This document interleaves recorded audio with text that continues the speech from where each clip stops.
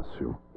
É um fóssil de um peixe, como podem ver, preservado numa pedra e partido bem no meio. Há milhões de fósseis de plantas e animais em toda a Terra e, claro, viveram e morreram, normalmente rápido e repentinamente, e em tais condições foram preservados. Normalmente, um animal ou planta que morre é oxidado por bactérias até desaparecer. Mas esses foram depositados na água e preservados por circunstâncias especiais. E aqui estão os nossos fósseis. E agora é nosso propósito verificar nossos fósseis para ver o que nos revelam a respeito da história biológica da Terra.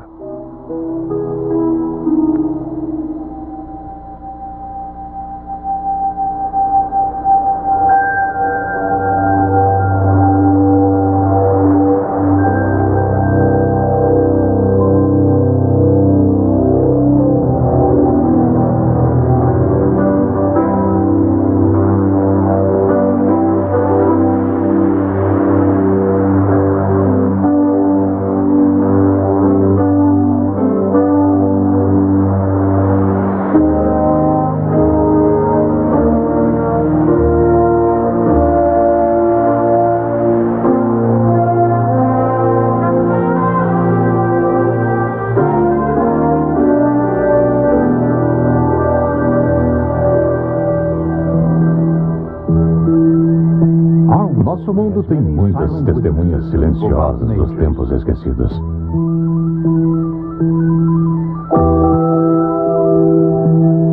Não só os homens têm testemunhas de seus passados, a Terra também possui suas testemunhas. Tremendas montanhas empurradas para cima por forças incríveis. Obras de arte criadas pelo vento e a água, esculpindo monumentos de tamanha beleza que nos deixam boquiabertos. No entanto, são silenciosas. Não dizem uma única palavra, mas se você ouvi-las com cuidado e com paciência, elas contarão a sua história.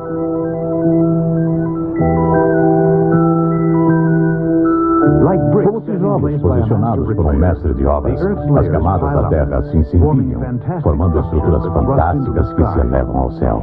E nessas camadas estão os melhores de todos os contadores de histórias. Milhares, milhões deles, os fósseis. Pedras remanescentes de plantas e animais que um dia viveram, como esse fóssil de uma concha. Aqui estão fósseis de milhares de dinossauros, sepultados num túmulo maciço, cobertos por lama e areia, quase que de imediato para que seus ossos não se decompusessem. Eles foram fossilizados. Depois de cuidadosamente separados os restos mortais da rocha que os envolvia, podemos ter uma ideia de sua enorme estatura e imensa força. Esse peixe, como chegou até aqui? E como, naquela época tão distante do passado, veio a ser sepultado numa rocha? Se você tem um aquário em casa, provavelmente você já passou por esse triste evento. Um de seus peixes morre, boia até a superfície e rapidamente se decompõe. Na natureza, é claro, há outras maneiras de se morrer. De uma maneira ou outra, em pouco tempo não sobra nada. A menos que algo inesperado aconteça. A menos que, por exemplo, os peixes sejam sufocados por uma tremenda quantidade de lama e areia. Então, eles podem ser petrificados e tornarem-se em fósseis eternos num curto período de tempo. Só uma inundação global parece adequada para explicar a quantidade tremenda de fósseis que encontramos. Agora, em todos esses milhões de fósseis que são encontrados, os cientistas tentam aplicar algum tipo de ordem. E a ordem que desenvolveram é a chamada coluna geológica. Supostamente, a primeira camada a assentar-se na base de rocha cristalizada é a pré-cambriana. Então você segue para a cambriana, daí pela triásica e então pela quaternária, a mais recente onde se encontram fósseis humanos. Ora, é muito importante ser capaz de datar fósseis encontrados. E isso é feito pelo método Index de Fósseis. Foi descoberto que, vamos dizer que na Cambriana você acha o trilobite. Fósseis que são típicos são chamados fósseis de Index e são datados pela posição que ocupam na coluna geológica. O problema é que nem sempre ou poucas vezes alguém encontra uma coluna geológica assim, então é necessário que encontremos outra maneira para datar a coluna. Como os evolucionistas determinam a idade desses fósseis feitos de rocha dura? Que métodos usam, por exemplo, para datar esses ossos de dinossauro? Será que eles realmente têm milhões de anos, como os evolucionistas afirmam? É importante mencionar que os restos de dinossauros não foram provados ter milhões de anos de idade. Isso é simplesmente parte da teoria da evolução. Se você perguntasse a um paleontólogo evolucionista qual a idade de um determinado osso de dinossauro, ele provavelmente faria o seguinte. Primeiro, tentaria determinar a que criatura o osso pertenceu. Aí, determinaria em que camada de rocha o osso foi sepultado. Então, verificaria num livro de geologia ou gráfico qual era a camada de rocha. Aí então, o paleontólogo lhe diria que o osso tinha, por exemplo, 100 milhões de anos de idade. Ele diria que o osso tem aquela idade porque a rocha em que foi sepultada tem 100 milhões de anos de idade. Porém, se perguntássemos ao geólogo que escreveu o livro de geologia como ele sabia a idade da rocha, ele provavelmente nos diria que a rocha tinha no mínimo 100 milhões de anos porque tinha esse tipo de dinossauro fossilizado nela.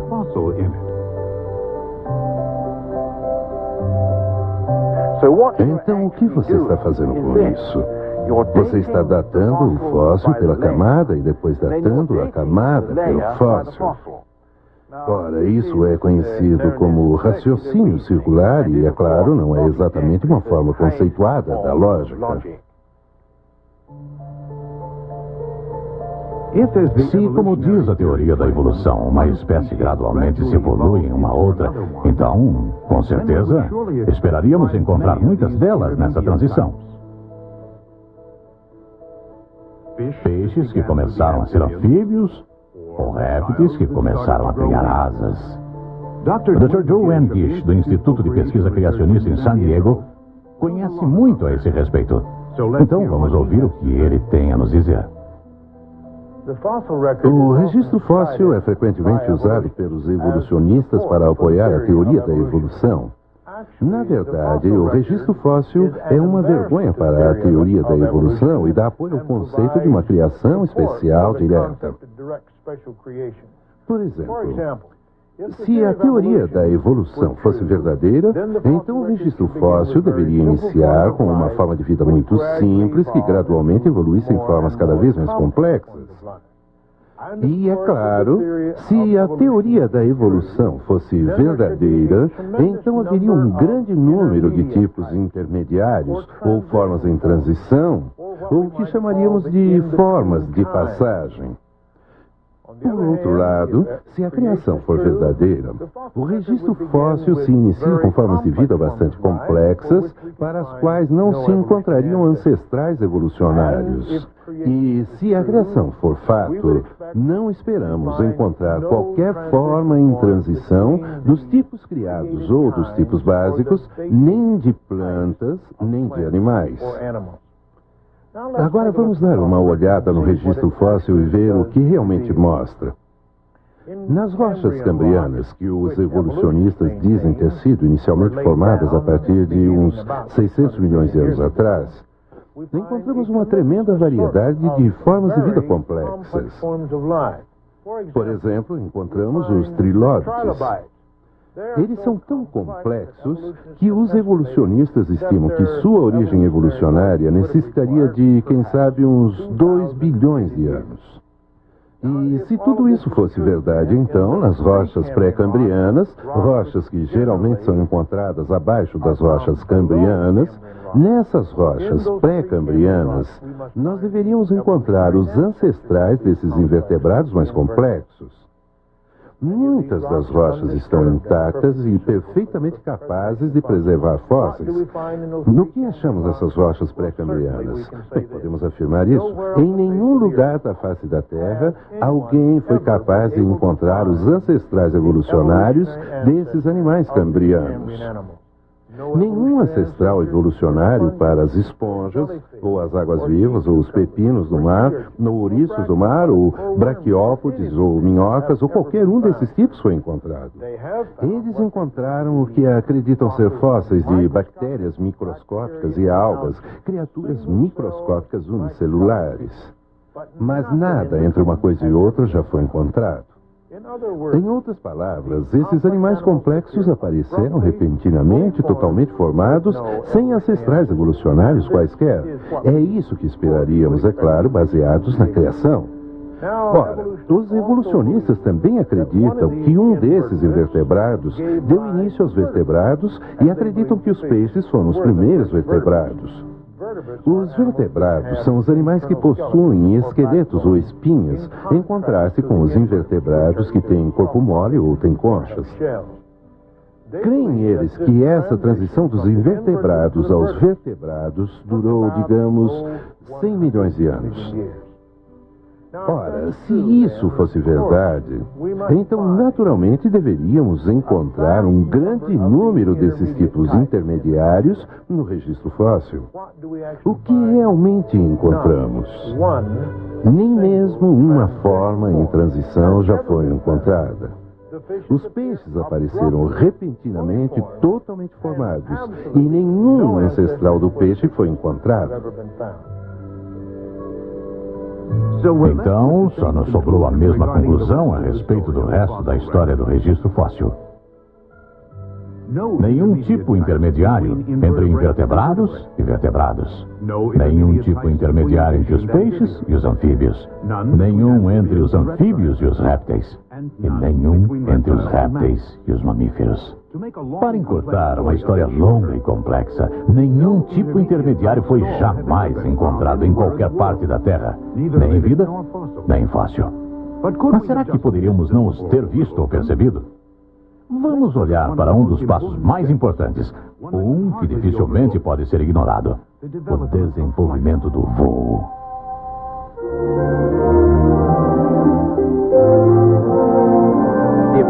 A habilidade de voar é algo incrível. Ela requer uma coordenação de músculo, cérebro e osso que parece apontar claramente a um projeto inteligente e criativo. Mas, de acordo com a evolução, o voo se desenvolveu com o tempo, o acaso e a luta para a sobrevivência. O voo, na verdade, ocorreu em 4 grupos diferentes: os insetos, os répteis, os mamíferos e os pássaros. Quando se trata dos insetos, o primeiro inseto de forma voadora a sair do registro fóssil tinha asas completamente desenvolvidas e totalmente funcionais, iguais aos insetos que temos hoje. Quando se trata de répteis voadores, os pterodátilos, eles têm asas constituídas de membranas que se abrem até uns 16 metros. Certamente, se essas formas tivessem evoluído dos répteis corredores, deveriam existir centenas de formas em transição, pelo menos para mostrar como a mudança das pernas para as asas ocorreu. Até agora nenhuma forma em transição foi descoberta. Quando se trata dos mamíferos, os mamíferos voadores são os morcegos. Esses, entre os grupos de mamíferos, são realmente especiais, pois ocorreram cedo no registro fóssil dos mamíferos e são iguais aos tipos de morcegos que hoje temos. Quando se trata desses grupos, os insetos, os répteis e os mamíferos, a evidência é clara como cristal. O tipo de integração das partes que vimos parece apontar claramente para a criação. Se a evolução fosse verdadeira, deveríamos ter encontrado milhares de formas em transição, porém nenhuma foi encontrada. Mas quando se trata dos pássaros, a história muda um pouco. Aqui, afinal, os evolucionistas acreditam terem encontrado um exemplo do ar perdido. É um pássaro de um tipo esquisito chamado Archaeopteryx. O Archaeopteryx tem asas e penas como um pássaro, porém nas asas existem garras. E não existe uma quilha central descendo do osso do peito e há dentes nos bicos. Essas coisas são normalmente associadas a répteis. Eu costumava dizer nas minhas aulas na universidade, quando eu lecionava evolucionismo, aqui está um exemplo perfeito do elo perdido que foi encontrado. Ora, vamos dar uma segunda olhada nesse Archaeopteryx. Quando olhamos, por exemplo, nos dentes, descobrimos que certamente nenhum pássaro vivente tem dentes, mas alguns dos fósseis de pássaros têm. Alguns répteis têm dentes e outros não. Essa característica em particular não é realmente importante no distinguir desses dois grupos. Garras nas asas? Existem pássaros vivos, como a avestruz, que têm garras nas asas. A ausência de quilha? Acontece que o Archaeopteryx tem uma fúrcula extremamente robusta. É aí que os músculos conectados colocam força nas batidas das asas nos voos. Na verdade, uma pena de Archaeopteryx mostra a haste na parte dela que está na direção do movimento, uma característica de fortes voadores. Muitos cientistas agora, para dizer a verdade, não mais consideram o Archaeopteryx um primitivo e sim um forte voador. E quanto àquela transição de pernas para asas? Mais uma vez no Archaeopteryx temos asas funcionais totalmente desenvolvidas, nenhuma dica de como pernas podem evoluir em asas. E as penas no Archaeopteryx, elas se apresentam completas, totalmente desenvolvidas, com todos os ganchinhos e hidrós segurando-as em posição. Não vemos nenhuma dica de como escamas possam se evoluir em penas. Para dizer a verdade, há poucos anos descobrimos ossos de pássaros normais dentro da mesma formação geológica do Archaeopteryx. Desses pássaros, pelo menos os exemplares que temos de Archaeopteryx, não poderiam ter sido os ancestrais. Parece que nesse caso também as provas favorecem a criação. São diferentes espécies de aves de muitas variedades, existindo desde seu primeiro aparecimento no registro fóssil. Quase que o único outro exemplo que os evolucionistas usam é mais um que eu antigamente usava nas minhas aulas, o cavalo. Nesse caso, parece que poderia ter havido uma transição de um tipo de estrutura para outro. Na história retrata a evolução de um animal pequeno que tinha várias unhas fendidas a um animal grande que tem apenas uma unha, um casco. Mas apareceram mais informações em maior detalhe que forçaram-nos a abandonar essa ideia. Descobrimos que a questão de tamanho não é tão crucial, pois é possível criar cavalos que têm apenas 40 centímetros de altura.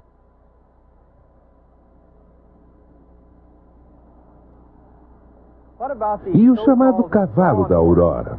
Sabemos agora que não era um cavalo, era um texuga da rocha, ou tipo de coelho que os cientistas chamariam de um irax. O nome oficial daquele cavalo da aurora é iracoidio, é o ancestral, não dos cavalos, mas dos texugas e coelhos da pradaria que ainda vivem na Terra até hoje. E onde estão as formas intermediárias que mostram como o número de unhas fendidas foi gradualmente reduzido? Novamente, todas as formas chamadas de transição se encontram enterradas nas mesmas formações geológicas, o que indica que viviam ao mesmo tempo e não podiam ter sido os ancestrais um do outro. Pelo contrário, parece muito mais com o que poderíamos ver em volta de um bebedouro na África. Animais de muitos tamanhos e formatos, animais com poucas unhas, com muitas unhas, todos vivendo ao mesmo tempo. Assim, concluímos que as formas intermediárias que a teoria da evolução e a coluna geológica exigem não existem mesmo. Até o Archaeopteryx provou ter sido uma ave perfeita com penas fortes para voar.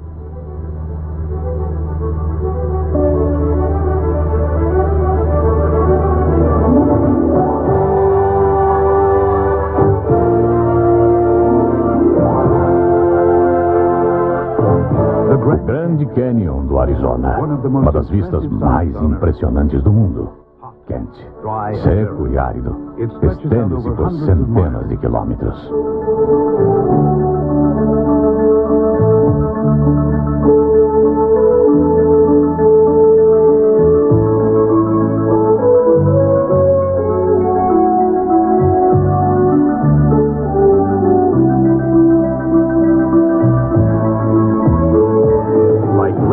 Como camadas de bolo, os diversos estratos se sobrepõem.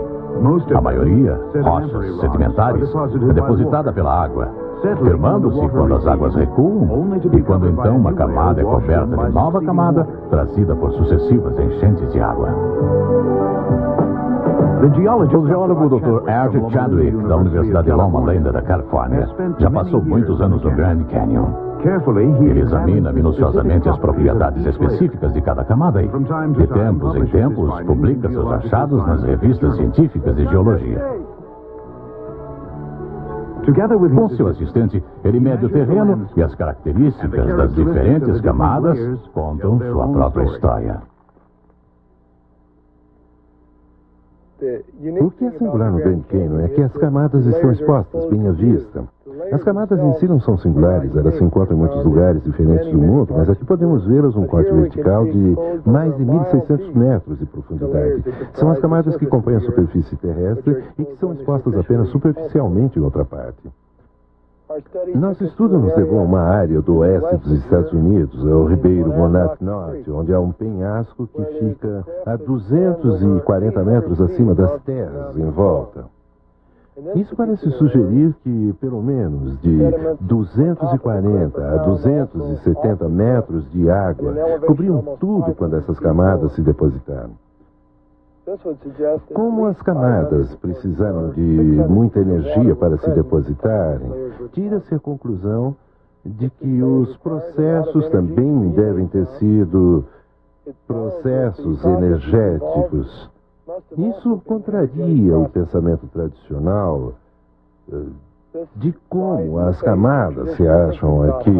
O fato é que essas camadas devem ter chegado aqui com muita rapidez. Não que a coluna inteira tenha se acumulado em pouco tempo, necessariamente, mas bate com a ideia de uma camada inteira ter chegado aqui quase que instantaneamente por um processo conhecido como correntes de turbidade ou densidade. As correntes de densidade foram reconhecidas nos últimos 30 ou 40 anos como processos importantes da sedimentação. O que os distingue é que ocorrem muito depressa. O sedimento é depositado em áreas que têm centenas de milhares de quilômetros quadrados. Em velocidade de 80 a 100 km por hora, o sedimento vai se deitando pela superfície. Portanto, pode-se acumular grandes quantidades de sedimento em uma dada área dentro de bem pouco tempo. E isso mudou toda a nossa ideia sobre os processos que deitaram essas camadas do Grand Canyon. Os estudos geológicos não só mostraram que a maioria das camadas do Grand Canyon foram formadas rapidamente sob condições de enchentes enormes, como também indicam que o Canyon erodiu para sua atual forma básica muito depressa. Não foi a erosão lenta do Rio Colorado que cortou a maior parte do Canyon, um processo que teria levado milhões de anos. O Canyon parece ter tido uma origem muito mais catastrófica. Muitos criacionistas acreditam que a maioria desta série de formações estonteantes teve origem nos tremendos movimentos de elevação de terreno e nos efeitos subsequentes ao grande dilúvio que atingiu todo o mundo nos dias de Noé.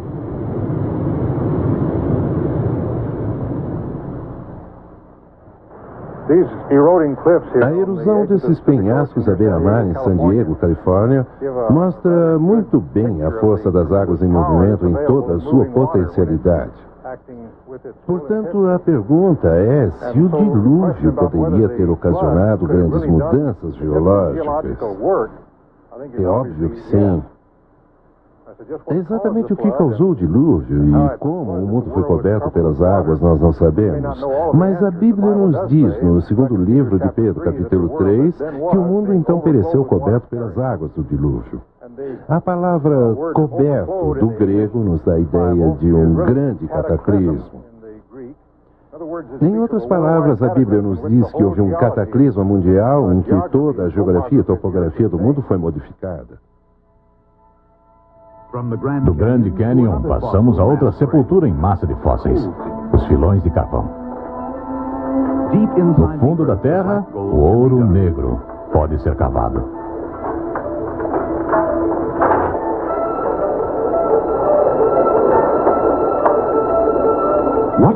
Exatamente o que é o carvão? São resíduos de enormes massas de material vegetal enterrado. Em muitos locais, o ingrediente principal foi lascas imensas de casca de árvores antigas enormes. Comprimidas e carbonizadas, esses resíduos pretos chegam a ser hoje uma fonte valiosa de energia.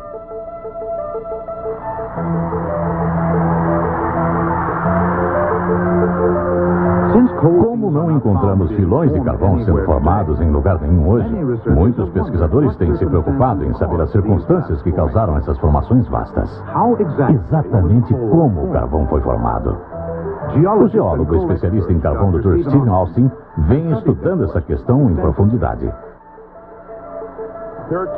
Existem duas teorias sobre a origem do carvão. Uma teoria é a do Pantanal e a segunda é a do dilúvio. A teoria do Pantanal sugere que as plantas que vemos formando esse carvão se formaram há milhões de anos em pantanais. O acúmulo de material vegetal formou uma camada grossa de turfa, e essa foi se tornando mais compacta com o passar do tempo e endureceu formando essa rocha que chamamos hoje de carvão. A segunda teoria é a do dilúvio. Sugere que as plantas que formaram o carvão não cresceram no local, mas foram transportadas de um outro local. Em outras palavras, foram trazidas até lá pela força da água.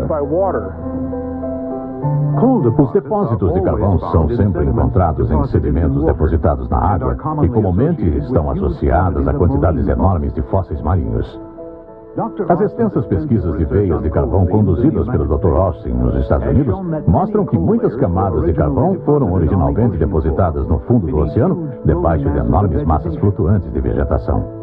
Esses tapetes de detritos flutuantes se compunham de florestas de árvores e plantas arrancadas pelas raízes da terra num dilúvio catastrófico maciço, sob condições como ocorreram do dilúvio de Noé. Matéria vegetal encharcada de água, especialmente incluindo cascas de árvores despregadas dos troncos, foram para o fundo debaixo das esteiras de detritos vegetais flutuantes quando empurradas por ventos, ondas e correntes. Muitas camadas de detritos vegetais foram acumulando dessa forma e, subsequentemente, foram enterradas debaixo de sedimentos argilosos que mais tarde se tornaram rocha dura. Como resultado desse depósito do dilúvio, em alguns casos fósseis de troncos de árvores se encontram enterrados em vários ângulos diferentes e se projetando através das camadas grossas de carvão e outros sedimentos. Mas quanto tempo leva para transformar as plantas em carvão? A maioria das pessoas acha que leva milhares ou milhões de anos para se formar o carvão. Mas isso não é verdade. A ideia que o carvão leva um longo período de tempo para se formar não tem comprovação geológica, porque realmente podemos formar o carvão no laboratório num curto período de tempo.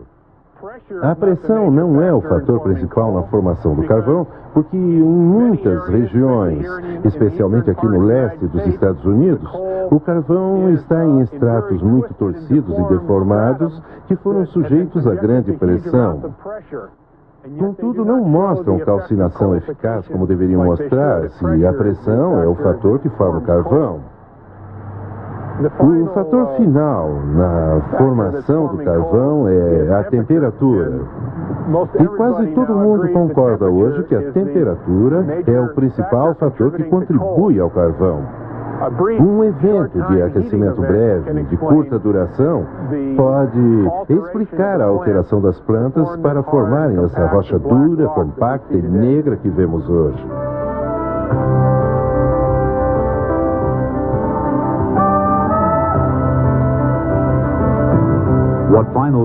Que conclusão final tiramos desses fatos? Durante nossa viagem através da natureza em busca de provas fósseis, fixamos as provas nos seguintes pontos.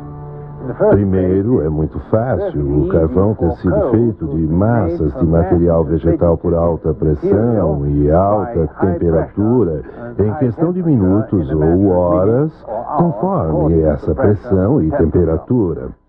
Então, os longos períodos de tempo para se formarem as camadas carboníferas não são uma exigência. O segundo ponto é que não encontramos nenhuma prova das espécies intermediárias que seriam necessárias para a comprovação da teoria evolucionista. Ora, se isso é verdade, então não existe prova de natureza científica contra afirmar uma criação especial seguida de uma catástrofe em escala universal que produziu as sepulturas em massa para as quais temos muitas provas. E se isso é fato, então provas contra a criação inexistem, mas existem fortes provas contra a teoria evolucionista.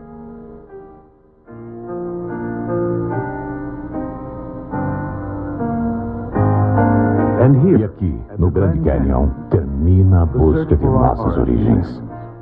O sol se pondo, o dia chega ao fim e pensamos assim: se essa devastação impressionante pôde acontecer com uma terra tão bela, tão carinhosamente criada por Deus, será que poderia acontecer novamente? A Bíblia diz que sim. A terra será julgada, não por água, mas por fogo. E novamente será por causa do pecado e da maldade do homem. Existe um escape? A Bíblia diz que aquele que puser a sua vida nas mãos de Jesus Cristo, o Filho de Deus, será salvo. Através da graça de Deus, você ainda neste exato momento pode tomar esta decisão e ser salvo por toda a eternidade. Por favor, não espere, porque ninguém sabe o dia nem a hora.